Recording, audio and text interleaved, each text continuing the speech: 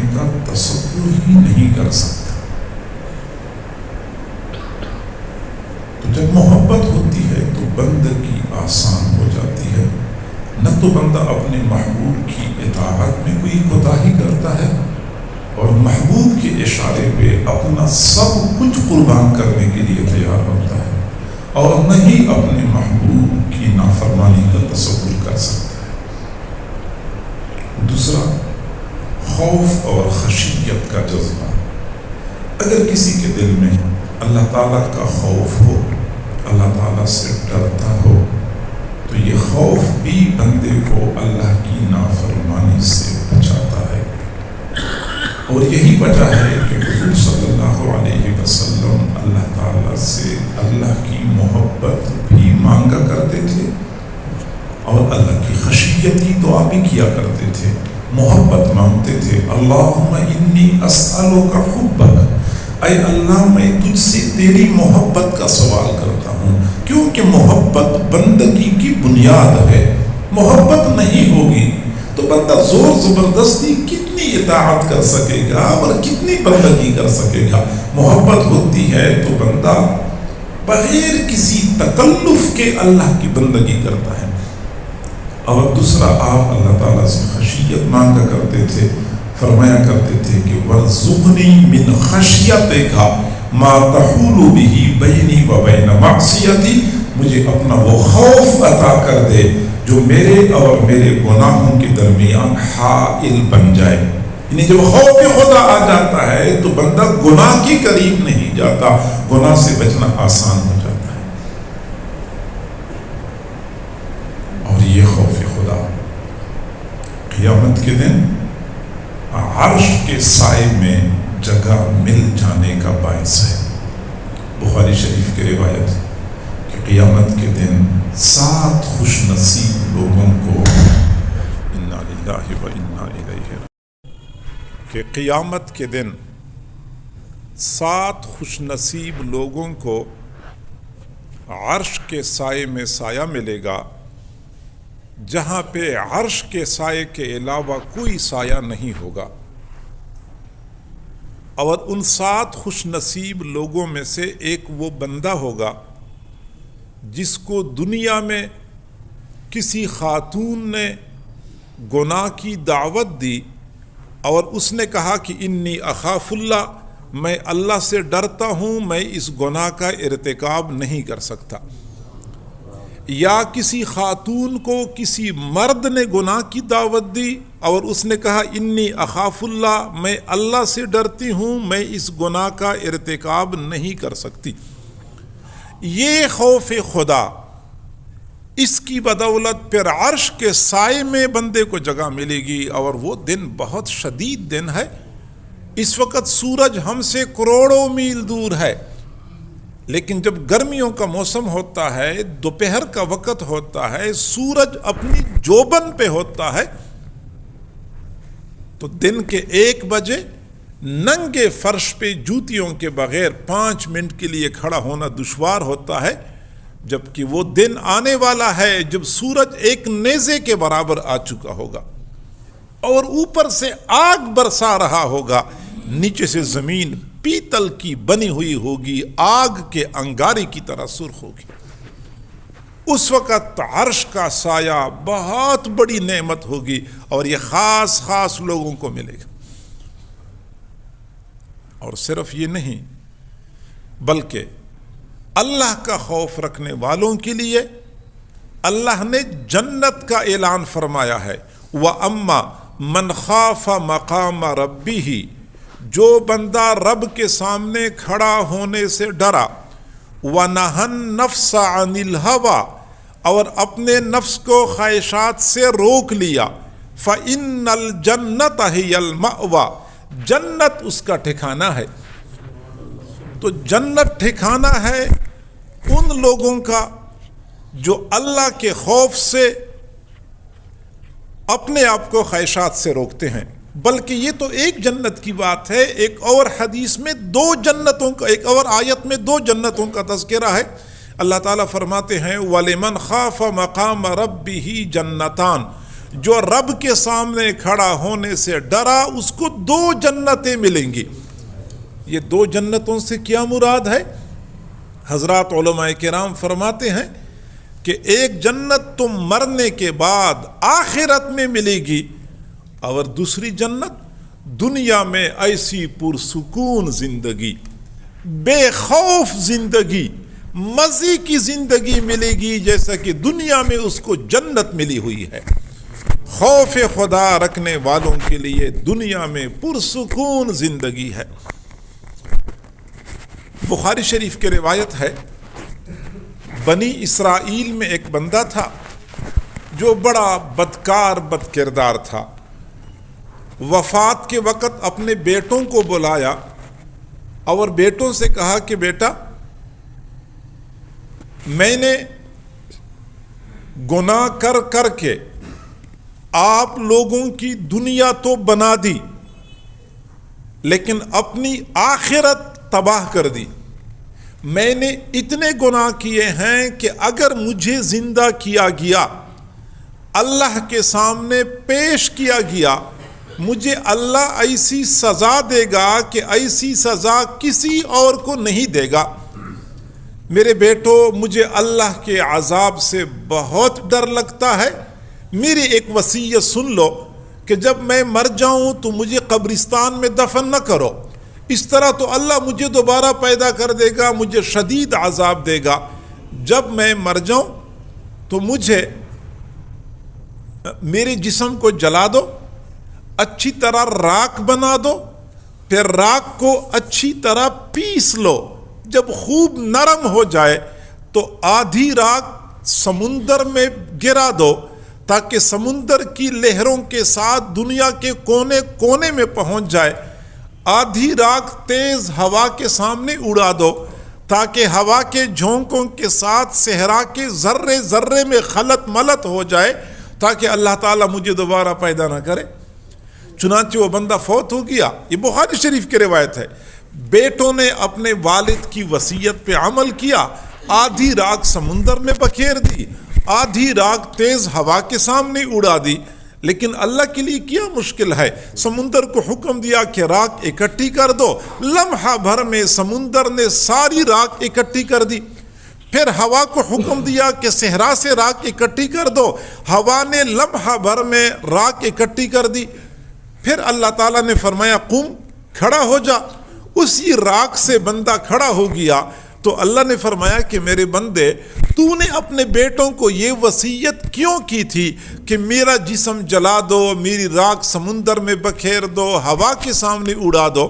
تو اس بندے نے کہا کہ شفقتم من کا یا رب، اے رب، آپ کے ڈر سے، آپ کے خوف سے میں نے یہ وصیت کی تھی۔ اللہ تعالیٰ نے فرمایا کہ اچھا، آپ کے دل میں میرا خوف موجود تھا؟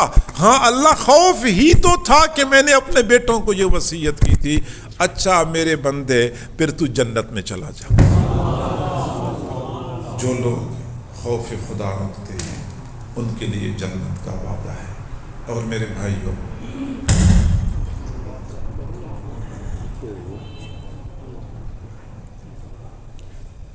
بات سمجھ لیں کہ بندگی کا ادنا درجہ یہ ہے کہ جب گناہ کا موقع ملے، گناہ کا موقع ملے، پھر خوف خدا بندگی کا ادنا درجہ ہے۔ اس سے اوپر کا درجہ یہ ہے کہ بندہ گناہ کر لے، گناہ کرنے کے بعد پھر خوف خدا سے رونا شروع کر دے، توبہ تائب ہو جائے، دوبارہ گناہ نہ کرنے کا عزم کر لے۔ اور بندگی کا تیسرا درجہ یہ ہے کہ بندے نے گناہ نہیں کیا ہوتا، ویسے اللہ کی بے نیازی سے اس کو ڈر لگتا ہے۔ گناہ کوئی نہیں کیا ہوتا، اللہ کی بے نیازی سے وہ ڈر رہا ہوتا ہے۔ آخر کیا وجہ ہے؟ قرآن مجید اس بات پہ گواہ ہے کہ یہ پہاڑ اور یہ چٹان اور یہ پتھر یہ خوف خدا رکھتے ہیں۔ ثم قست قلوبکم من بعد ذلک فہی کالحجارۃ او اشد قسوہ، پھر تمہارے دل سخت ہو گئے، یہ پتھروں کی طرح سخت ہو گئے، بلکہ پتھروں سے بھی زیادہ سخت ہو گئے۔ وَإِنَّ مِنَ الْحِجَارَةِ لَمَا يَتَفَجَّرُ مِنْهُ الْأَنْهَارُ، بعض پتھر ایسے ہوتے ہیں جو اللہ کے خوف سے پھٹ جاتے ہیں، ان سے نہریں بہہ پڑتی ہیں۔ وَإِنَّ مِنْهَا لَمَا يَشَّقَّقُ فَيَخْرُجُ مِنْهُ الْمَاءُ، بعض پتھر اللہ کے خوف سے پھٹ جاتے ہیں، ان سے تھوڑا پانی بہہ پڑتا ہے۔ وَإِنَّ مِنْهَا لَمَا يَهْبِطُ مِنْ خَشْيَةِ اللَّهِ، اور بعض پتھر اللہ کے خوف سے زمین پہ گر پڑتے ہیں۔ آپ نے کبھی سنا ہے پہاڑی تودا گر پڑا، پہاڑی چٹان گر پڑی؟ یہ بڑی بڑی چٹانیں زمین پہ کیوں گرتی ہیں؟ کسی نے پیچھے سے دھکا نہیں دیا ہوتا، یہ بڑی بڑی چٹانیں اللہ کے خوف سے زمین پہ گرتی ہیں۔ اور یہی وجہ ہے لو انزلنا هذا القرآن على جبل لرأيته خاشعا متصدعا من خشية اللہ، اگر ہم اس قرآن کو کسی پہاڑ پر اتارتے تو آپ دیکھ لیتے کہ پہاڑ اللہ کے خوف سے ریزہ ریزہ ہو جاتا اور وہ دب جاتا، گویا کہ پہاڑ بھی اللہ کے خوف سے دب جاتا، ریزہ ریزہ ہو جاتا۔ روایت میں آیا ہے کہ حضور صلی اللہ علیہ وسلم نے فرمایا تضرعوا وابکو، تم گڑ گڑایا کرو، تم رویا کرو، فإن السماوات والارض، آسمان اور زمین، والجبال، پہاڑ، یبکون من خشیت اللہ، اللہ کے خوف سے روتے ہیں۔ پہاڑ بھی روتے ہیں، زمین روتی ہے، آسمان روتا ہے، وہ 5 فٹ کا انسان تجھے بھی رونا چاہیے اللہ کے خوف سے۔ اللہ کا خوف بڑی نعمت ہے جس کو نصیب ہو جائے، اور یہی وجہ ہے کہ ہمارے اسلاف پچھلے زمانے کے لوگ جہاں اور بہت ساری صفات والے تھے، وہاں ان میں یہ صفت بھی بہت نمایاں موجود تھی کہ اللہ سے ڈرتے تھے، اللہ کا خوف رکھتے تھے۔ اور یہ ایسا نہیں تھا کہ وہ گناہوں کی وجہ سے اللہ سے ڈرتے تھے، گناہ نہیں بھی کرتے تھے، پھر بھی اللہ کی بے نیازی، اللہ کے استغنا سے ان کو ڈر لگتا تھا۔ آپ اندازہ لگائیں، بخاری شریف کی روایت ہے، حضور صلی اللہ علیہ وسلم کیسے دل میں خوف خدا رکھتے تھے۔ حضور علیہ السلام جو اس کائنات کی تخلیق کا باعث تھے، کائنات کی تخلیق کا باعث تھے۔ حضرت عائشہ صدیقہ رضی اللہ تعالی عنہ فرماتی ہیں کہ جب مدینہ منورہ کی افق پر بادل نمودار ہو جاتے تھے تو حضور صلی اللہ علیہ وسلم کے مبارک چہرے کا رنگ متغیر ہو جاتا تھا، بدل جاتا تھا۔ کبھی گھر کے اندر تشریف لاتے تھے، بے چین ہو جاتے تھے، گھر سے باہر تشریف لے جاتے تھے، پھر گھر کے اندر تشریف لے آتے تھے، فرماتے بے چینی اور بے قراری ہوتی تھی۔ پھر جب بارش برستی تھی، بادل دائیں بائیں کو ہٹ جاتے تھے تو آپ صلی اللہ علیہ وسلم کے چہرے پر اطمینان کے اثرات نظر آتے تھے۔ میں عرض کرتی تھی اللہ کے نبی، جب لوگ بادل دیکھتے ہیں تو خوش ہوتے ہیں کہ بارش برسے گی، آپ بادلوں کو دیکھتے ہیں تو پریشان ہو جاتے ہیں۔ حضور صلی اللہ علیہ وسلم نے فرمایا عائشہ آپ کو معلوم نہیں ہے کہ پچھلی امتوں میں ایک امت ایسی بھی تھی جب بادل ان کی وادی کی جانب آ رہے تھے وہ قوم خوشی منا رہی تھی کہ بادل آ رہے ہیں، بارش برسے گی، حالانکہ انہی بادلوں سے ان پر آگ برسنا شروع ہو گئی، چونکہ اس امت پر ایسی آگ برسی تھی، اس لیے آپ صلی اللہ علیہ وسلم بھی بادلوں کو دیکھ کر پریشان ہو جاتے تھے۔ ہمارا حال کیا ہے؟ کیا بادل، کیا آسمانی بجلیاں، کیا زمینی زلزلے، کیا سیلاب، کیا طوفان، کیا عذابات ہماری اوپر وقفے وقفے سے آ رہے ہوتے ہیں، لیکن مجال ہے کہ ہمارے دل و دماغ میں ایک بال کے برابر کوئی تبدیلی آئے۔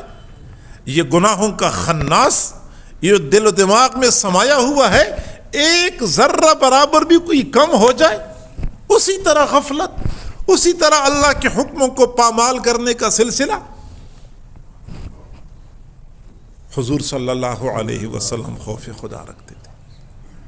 حضرت حفصہ رضی اللہ تعالی عنہ فرماتی ہیں کہ حضور صلی اللہ علیہ وسلم میرے ساتھ میرے بستر پر آرام فرما رہے تھے. آدھی رات کا وقت تھا. اچانک میں نے محسوس کر لیا کہ میری رخسار پر کوئی گرم گرم چیز گر رہی ہے. جب میری آنکھ کھل گئی تو میں نے دیکھا حضور صلی اللہ علیہ وسلم کی مبارک آنکھوں سے گرم گرم آنسو گر رہے تھے. میں پریشان ہو گئی. آدھی رات کے وقت آپ صلی اللہ علیہ وسلم کیوں اتنے پریشان ہو گئے؟ میں نے عرض کیا کہ اللہ کی نبی اس وقت کیا پریشانی لاحق ہو گئی؟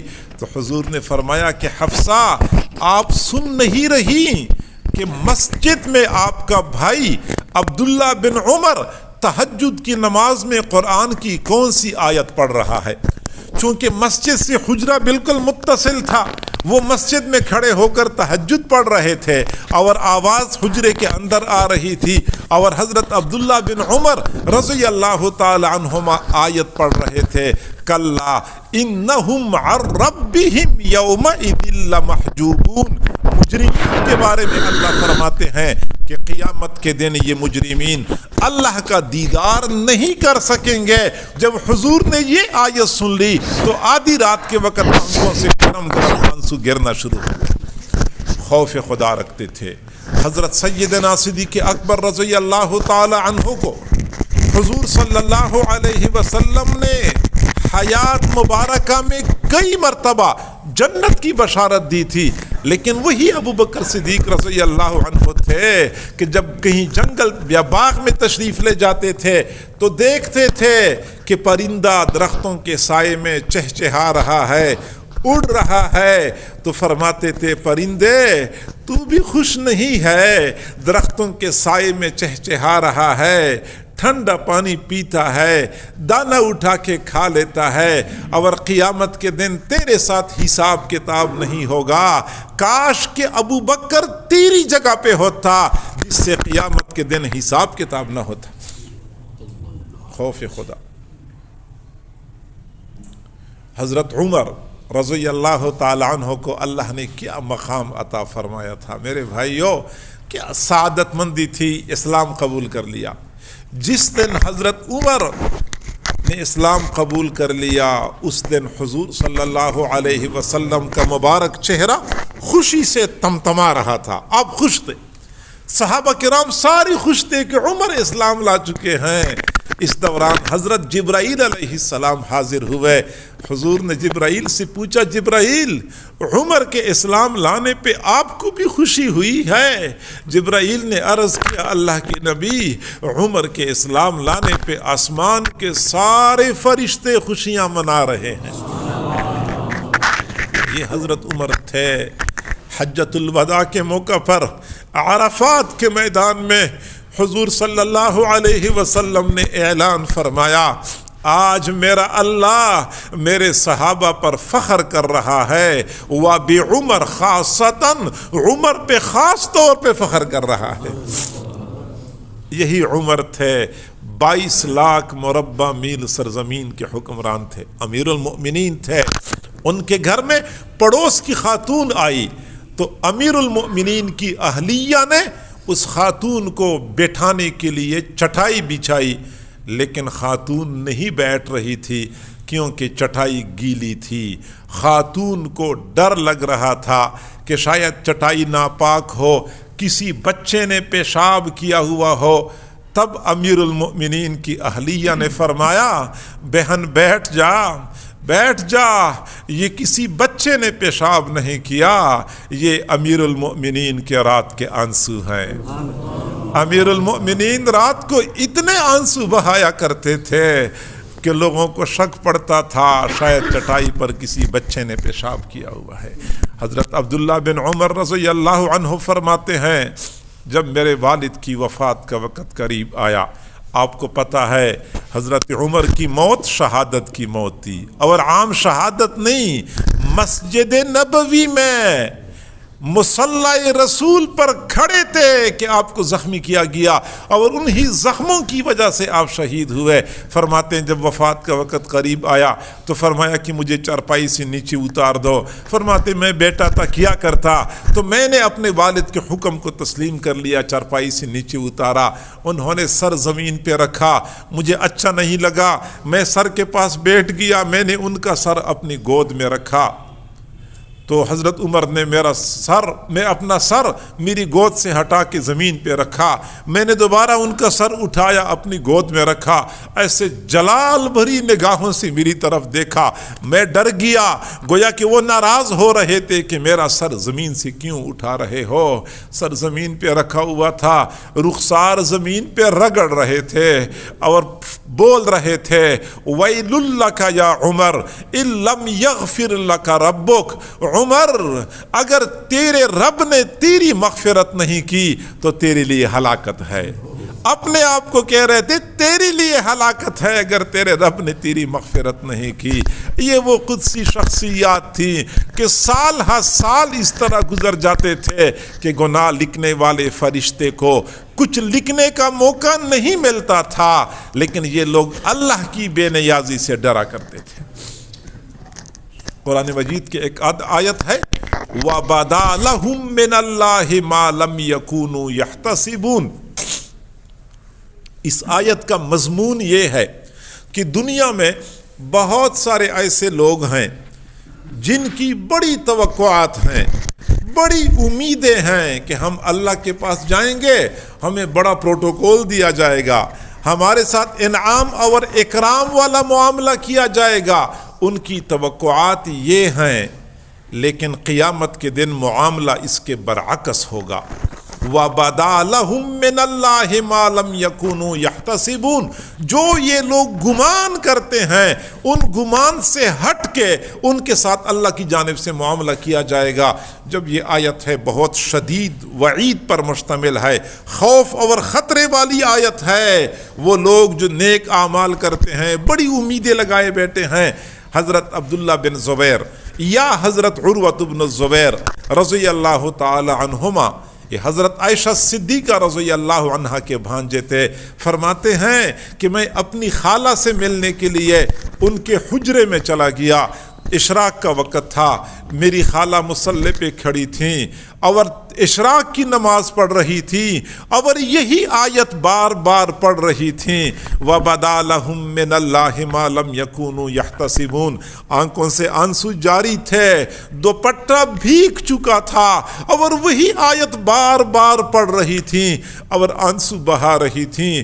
فرماتے ہیں کہ میں کافی دیر تک بیٹھا رہا کہ خالہ سلام پھیریں گی تو میں بات کروں گا، نماز لمبی ہو گئی، تب مجھے یاد آیا کہ میں نے تو بازار میں کچھ کام بھی کرنے ہیں، میں نے سوچا میں کام کر کے واپس آتا ہوں تو خالہ سے ملاقات کرتا ہوں۔ میں بازار چلا گیا، اپنے کام کاج سے فارغ ہو گیا، واپس آیا، چاشت کا وقت ہو چکا تھا، میں نے دیکھا میری خالہ اسی طرح مصلی پہ کھڑی تھیں اور وہی آیت بار بار دہرا رہی تھی وَبَدَا لَهُم مِّنَ اللَّهِ مَا لَمْ يَكُونُوا يَحْتَسِبُونَ۔ میرے بھائیو، یہ اللہ کی بے نیازی سے ڈرتے تھے، اور یاد رکھیں اللہ مالک ہے، اللہ شہنشاہ ہے، اللہ شہنشاہ ہے، اللہ کے اوپر کوئی لازم نہیں ہے کہ ہمارے نیک اعمال کا بدلہ جنت کی صورت ہمیں دے دے۔ سال ہا سال کی عبادات کو اللہ تعالیٰ رد کر دے اور نیک بندے کو اللہ جہنم میں ڈال دے، کوئی نہیں پوچھ سکتا، اور اللہ کو یہ حق حاصل ہے۔ تو چاہیے کہ ہم اپنے اعمال پر فریفتہ نہ ہوں، اللہ سے ڈریں، اللہ کا خوف کریں، اور یہی خوف خدا بندگی میں معاون ہے۔ اور جب بندہ اس انداز سے اللہ سے ڈرتا ہے تو اللہ کو بھی ترس آ جاتا ہے، پھر اس کو اپنے عذاب سے امن عطا کر دیتا ہے، جنت کے اعلیٰ مراتب تک پہنچا دیتا ہے۔ خوف خدا بہت بڑی نعمت ہے، لیکن یہ خوف خدا ہمیں کیسے حاصل ہوگا؟ قرآن مجید کا مطالعہ کریں۔ قرآن مجید میں اللہ رب العزت نے جا بجا سابقہ امتوں کے حالات بیان فرمائے ہیں۔ جب انہوں نے اللہ کی نافرمانی کی تو اللہ نے کیا سزا دی۔ جہنم کا تذکرہ فرمایا ہے، جہاں مجرمین کا تذکرہ فرمایا ہے کہ مجرمین کو کیا سزائیں ملیں گی، یہ قرآن کا مطالعہ کریں، دل میں خوف خدا پیدا ہو جائے گا۔ اور دوسرا طریقہ یہ ہے کہ وہ لوگ جن کے دلوں میں اللہ رب العزت کا یہ خوف بھرا ہوا ہے، چونکہ یہ جذبات ہیں جو دل میں ہوتے ہیں، یہ محبت کا جذبہ ہے، یہ خوف کا جذبہ ہے، یہ نفرت کا جذبہ ہے، یہ تکبر والا جذبہ ہے، تو یہ جذبات جو ہوتے ہیں یہ دل میں ہوتے ہیں۔ تو وہ لوگ جن کے دلوں میں خوف خدا ہوتا ہے، ہم ان لوگوں کے ساتھ وابستگی اختیار کر لیں گے تو یہ خوف خدا ہمارے دلوں میں بھی آ جائے گا۔ جب ایک مرتبہ خوف خدا کی نعمت حاصل ہو جائے تو پھر گناہوں سے بچنا کوئی دشوار نہیں رہتا۔ اللہ کریم ہم سب کو سمجھنے اور عمل کرنے کی توفیق عطا فرمائے۔ وآخر دعوانا ان الحمد للہ رب العالمین۔ دعا